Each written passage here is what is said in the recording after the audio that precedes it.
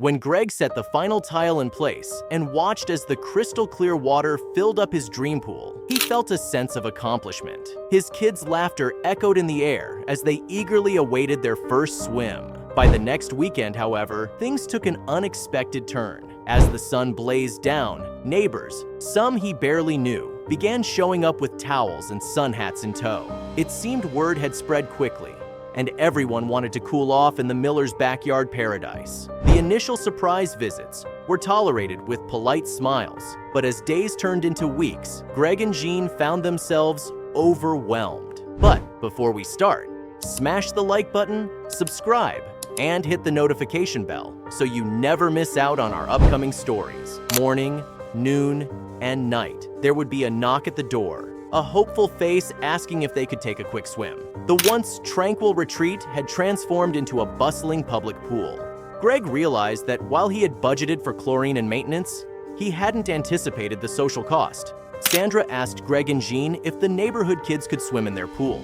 Although they initially valued their privacy, they agreed to share the pool, touched by the children's excitement. However, as more kids arrived, balancing their generosity with their need for peace became challenging. Greg and Jean set rules to manage the situation, including no running, no loud music, adult supervision, and cleaning up. They also emphasized the need for privacy and asking permission before coming over. The kids nodded in understanding, eagerly agreeing to the terms. Over the next few weeks, laughter, splashes, and joyous shouts echoed throughout the Millers' backyard. The pool became more than just a place to swim.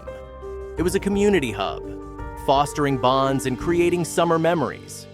But for Greg and Jean, while they cherished the joy they brought to the children, they also began to realize the intricacies and challenges of their newfound role in the community. There, amidst the crowd of children, was a medium-sized Labrador, its wet coat glistening under the sun, playfully chasing a floating ball in the pool. Children cheered it on, seemingly oblivious to the possible harm it might cause. Jean, sensing the tension in her husband, quickly stepped outside to address the situation. "Whose dog is this?" she inquired calmly, though her concern was evident. Sandra stepped forward, her face flushed. "I'm so sorry, Jean. It's ours. The kids must have let him in. I'll get him out right away." While the dog was promptly removed, the damage was done. The trust Greg and Jean had extended was strained. The couple was left to deliberate if they could continue sharing their cherished space, questioning if one careless mistake would lead to more in the future. The boy's face reddened with embarrassment and shame, and he muttered a soft, "Sorry, Mr. Miller." With the help of a few other kids, he coaxed the German Shepherd out of the pool, its dripping fur leaving a wet trail behind. Jean emerged from the house. "Let's all remember why we have these rules in place," she said in a calm but firm tone. "We wanted to create a safe and enjoyable space for everyone, but it's essential that we respect the rules set by the homeowners. We need to understand that not abiding by them can have consequences." The boy, looking downcast, nodded in understanding and started ushering the dog out of the pool. Parents who had been lounging around the area, chatting and enjoying the sunny day, now gathered their kids, whispering to them about the importance of respect and responsibility. Greg watched as the children gathered their belongings and left his property, his frustration lingering. As he inspected the pool, he couldn't ignore the ripped lining caused by the dog's presence.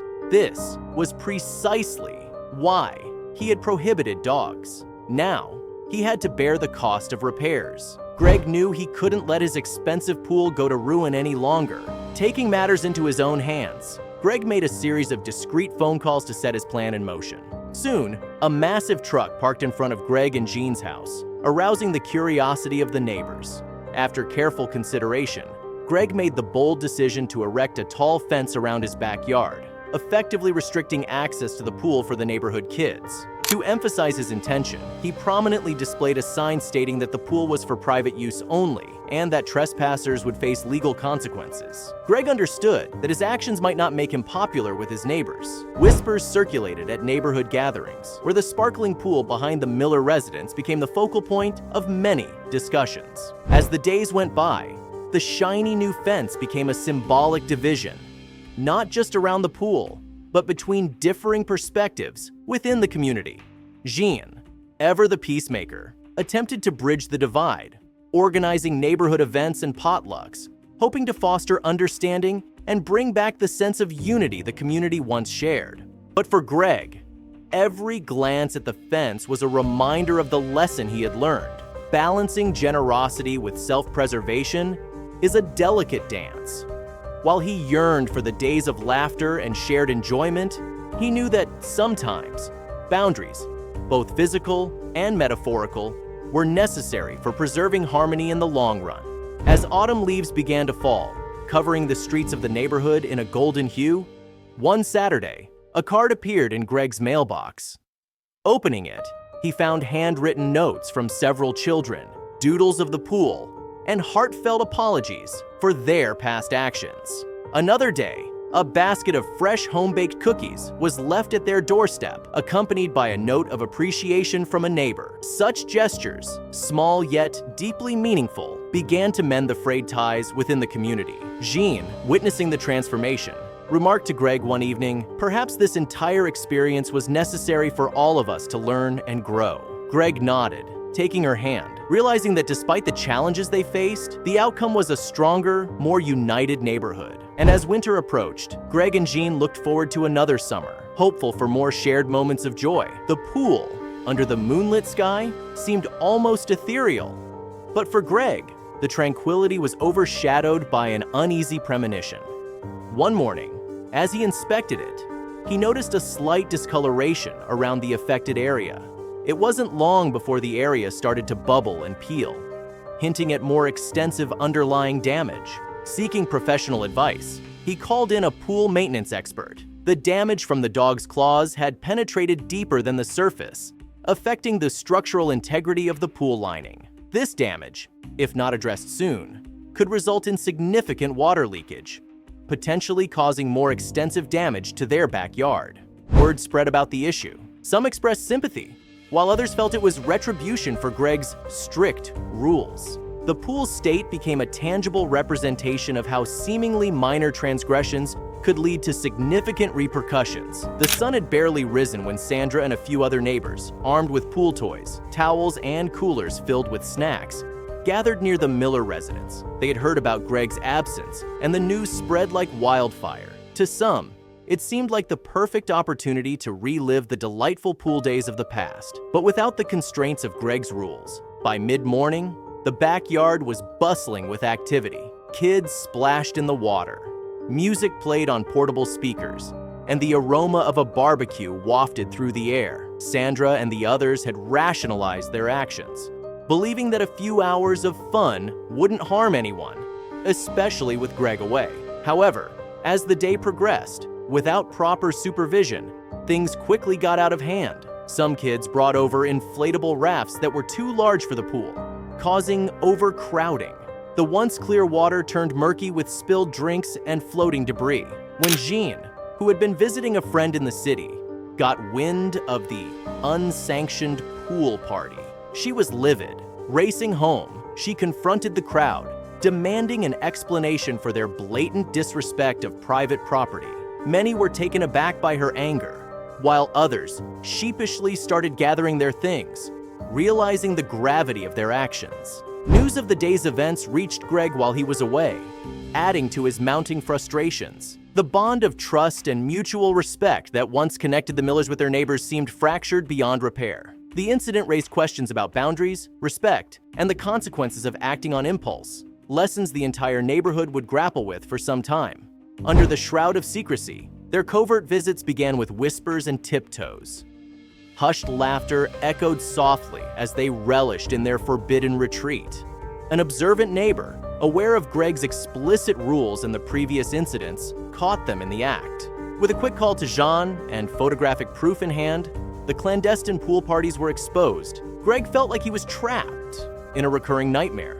The fresh scratch was a glaring testament to the neighborhood's audacity and disrespect, and the blatant violation of his property was becoming unbearable. He decided it was time for a more definitive course of action.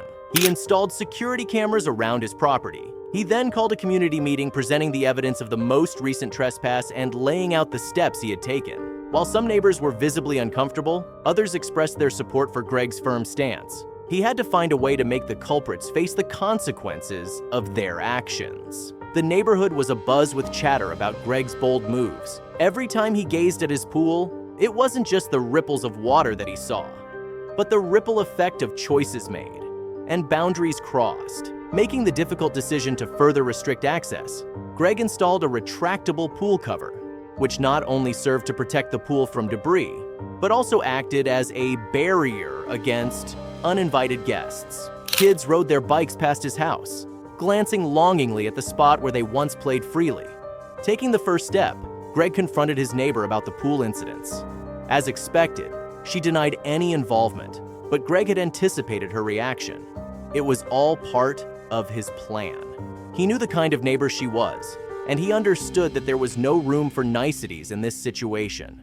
All he needed to do next was reach out to a few key people. As the day progressed, large wooden panels were offloaded from the truck. It became evident that a fence was being erected. But not just any fence. This one was tall and imposing, designed to provide maximum privacy. Furthermore, the workers were installing a state-of-the-art security system around the perimeter of the property. By evening, the miller's backyard was transformed. As days turned into weeks, speculation reached a fever pitch. Evening gatherings on porches and sidewalks often centered on the intriguing developments at the Miller residence. Finally, the day of the grand reveal arrived. Greg and Gian sent out invitations to a neighborhood gathering at their home.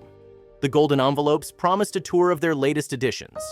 As guests began to arrive, they were greeted by the impressive sight of the newly erected fence and security installations, creating an atmosphere of intrigue and anticipation.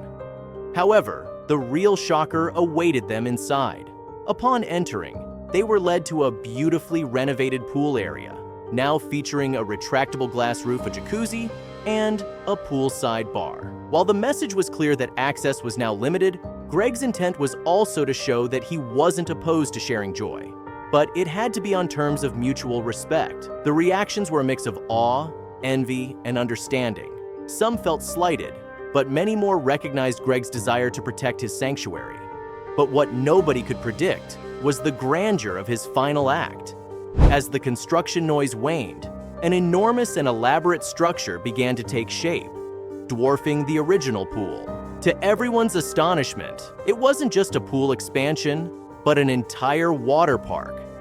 Complete with slides, fountains, and lazy rivers, it was an audacious move that nobody had seen coming. On a bright Saturday afternoon, Greg hosted a grand opening, but with a catch. Entry was ticketed, and the proceeds were set to benefit a local children's charity. The gambit was bold, and the neighborhood was in an uproar. Some applauded Greg's ingenuity and charity, while others saw it as a cunning move to save face. Friendships were tested, alliances shifted, and 23 Maple Lane would never be the same again. In moments of doubt or guilt, Greg reminded himself of the root cause of these events. He never wanted to go to such extreme lengths, but he felt compelled to do so, as the two of them stood under the watchful eye of the camera. Greg spoke with an air of unwavering conviction. "I believe in transparency and integrity. That's why I had these cameras installed. From now on, any trespassing onto my property will be recorded." The neighbor's face turned a shade redder. The defiance in her eyes was unmistakable, and her voice was sharp as she retorted, "You're invading our privacy. You can't just film children without their parents' consent." Greg calmly responded, "It's my property. I have every right to ensure its safety. If you or your children have nothing to hide, then there should be no concerns." Greg continued, "If there's any unauthorized access, I will have evidence, and trust me, I won't hesitate to use it." Greg's neighbor, realizing she was on the back foot, tried to switch tactics. You think those cameras will deter them? They're just kids looking for some fun. Fun shouldn't come at someone else's expense, Greg countered, especially after explicit boundaries have been set. If you respect those boundaries, the cameras won't be an issue. Days turned into weeks, and Greg kept a vigilant eye on the footage from his surveillance cameras. Every evening, he would review the day's recordings, searching for the indisputable evidence he needed. Then, on a sweltering Tuesday afternoon, it happened. The footage clearly showed his neighbor's children, along with a few friends, surreptitiously entering his yard. They played in the water, splashed around, and left before sunset, thinking they had gone unnoticed. The cameras, however, missed nothing. With undeniable evidence in hand, Greg invited his neighbor over the next evening.